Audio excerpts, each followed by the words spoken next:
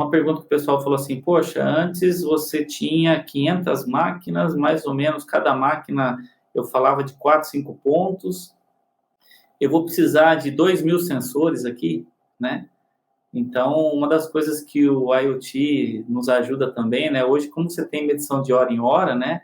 Uma das coisas que a gente define para estabelecer quantidade de sensor é tamanho de carcaça, né? Pô, você tem um motorzinho de 15 cavalos, uma distância de 10 centímetros de um ponto para o outro, você não vai precisar colocar 2 sensores ali, né?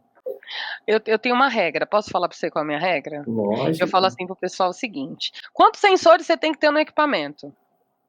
A gente falando de forma sensor online, né? O pessoal fala assim: quantos sensores você tem que ter no equipamento? Por quê? Porque tem muito equipamento hoje que tem um sensor e o pessoal tá abafando, né? Tô abafando. Meu equipamento tem, aí tira uma foto para mim do equipamento, eu falo: tira uma foto para mim do seu equipamento e onde está o sensor, por favor, para eu ver. Aí tem um sensor, uma carcaça gigante. Aí eu falo assim: ó, faz a regra de um palmo. Faz a regra de um palmo. Tipo assim, ó, de um palmo a outro. O quanto você está perdendo de energia entre um mancal ao outro.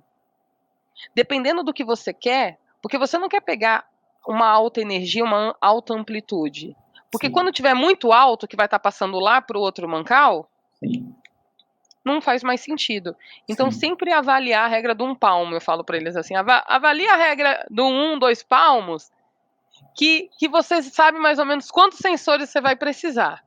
Um palmo deve dar uns 15 centímetros, É isso que eu falo, Claudemir. tá? Porque assim, a regra do 1 palmo vai falar o seguinte: quando essa energia passar para outra, quando a energia desse ponto passar para o outro ponto, eu não preciso de mais de um sensor online. Sim. Porque eu não estou conseguindo pegar especificamente o que está acontecendo com aquele ponto. Que é tudo Perfeito, isso que a gente veio falando ao longo da live. O que a gente quer? perfeito. A gente quer atuar muito lá atrás. Então, tem a regra do 1 palmo. Não, ótimo.